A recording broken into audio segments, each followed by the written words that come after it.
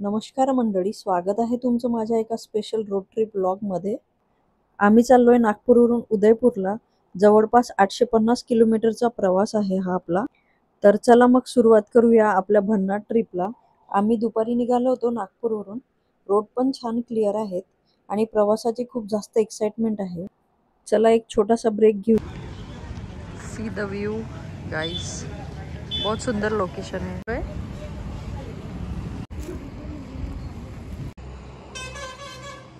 कशी आहे टेस्ट आशिष?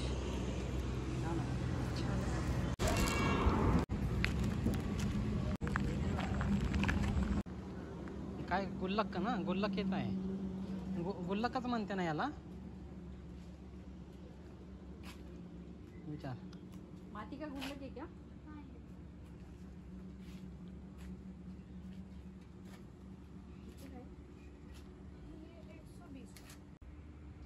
ते कसे वाटतील?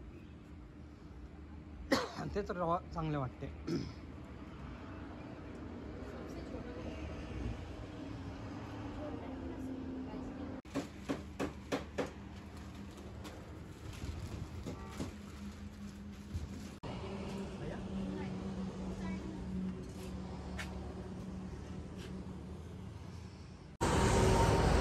काही घ्यायचं का सामान?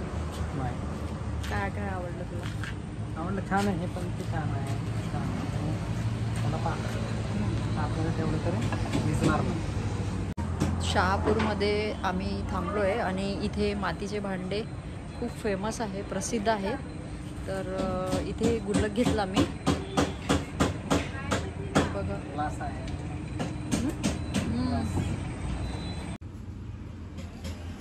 आगे क्या? ओके, कोणता? हे ना? हां, स्वतःचं घर असेल ना आपलं, पाहिजे तेवढं घेता हां। येतं।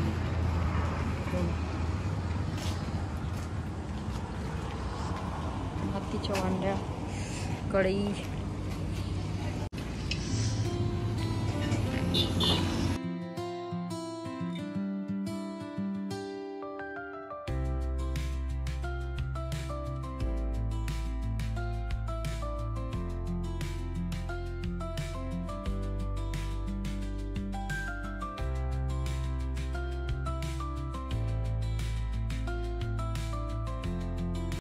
रात्रीचे 8 वाजलेले आहेत आणि आम्ही भोपाळ शहरामध्ये पोहोचलोय।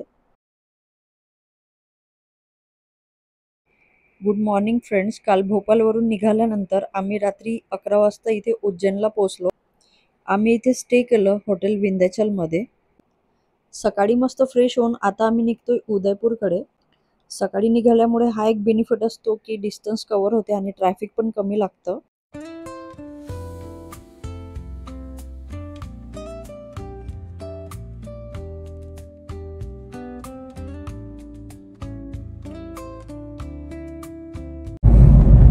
सुरुवातीला असा प्लॅन होता की आधी आपण चित्तोडगडला स्टे करायचा।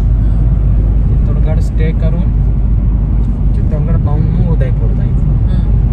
पण आपण पोहोचलो असतो चित्तोडगडला असंच दुपारच्या वेळेस। मग दुपारनंतर किल्ला पाहणं बरोबर नाही, यासाठी प्लॅन चेंज करून मग आता उदयपूर केला। आपण येताना नाईट हॉल्टला चित्तोडगड येऊ आणि असं मॉर्निंगमध्ये चित्तोडगड पाहू। Okay, yes.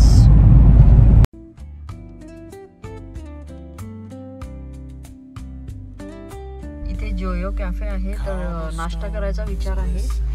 बघू काय काय मिळते।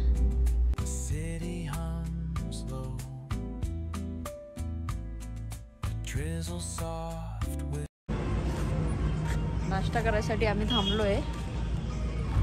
काय नाश्ता करायचा? पाहता येतेच नाही। मफिन्स,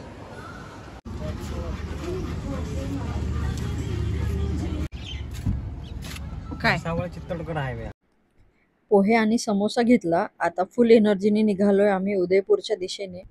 रस्त्यात एक दुकान होतं, मॅगी घेतली आणि आपल्याकडे किचन सेटअप तयार आहे कारमध्ये। वाटलं तर आपण बनवू शकतो।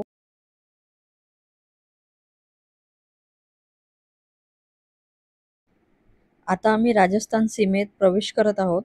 उदयपूरच्या जवळपास पोहोचलोय आम्ही। हा रस्ता खूप सुंदर आहे, एकीकडे निसर्ग आणि दुसरीकडे डोंगरदऱ्या। प्रवास इतका रिलॅक्सिंग वाटतोय की थकवा पण जाणवत नाहीये. आमची एंट्री झाली आहे उदयपूरमध्ये. खूप छान सिटी आहे आणि खूप सुंदर सुंदर असे झाडं. आणखी काय आशिष? विसरले?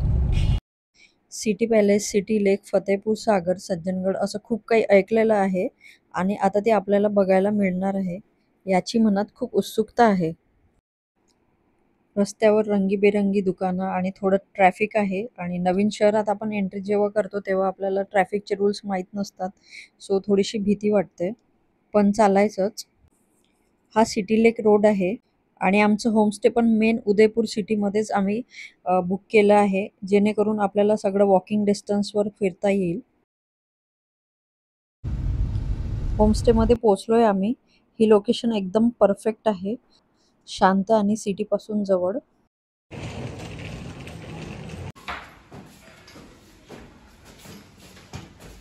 पोचलोय आता उदयपूरला. इथे होमस्टे घेतला. चला तर तुम्हाला आमचं रूम दाखवते. घरासारखी आरामदायक सुविधा आहे इथे आणि आम्ही याचे 1600 पे केलेले आहे. प्रवासानंतर असं घरगुती जेवण मिळणं खरंच खूप समाधान वाटतंय. आशू आणि मी आता होमस्टेमधून बाहेर पडलोय आणि आता उदयपूर फिरायला सुरुवात करणार आहोत. Lake Pichola, city palace, local street food अशी बरीच काही ठिकाणं बघायची आहेत. तर चला मग एक्सप्लोअर करूया उदयपूर सिटी. हळूहळू आता अंधार पसरतोय आणि उदयपूरचं खरं रूप आता दिसायला लागलंय. तलावाच्या काठावर लावलेली लाईट्स आणि त्याचे प्रतिबिंब जेव्हा पाण्यात पडताना दिसतंय ते खरंच एक स्वप्नवत अनुभव वाटतंय.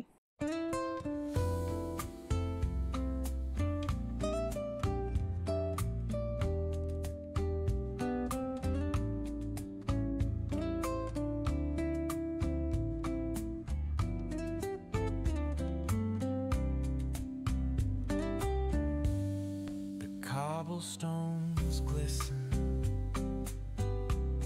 the city hums low, a drizzle soft whisper, where do thoughts go? The saxophone sighs in a soulful. आता आम्ही आलोय गणगौर घाट या ठिकाणी. घाटावर लोक शांत बसलेली आहेत. कुणी फोटो घेतंय तर कुणी फक्त व्ह्यू बघतंय.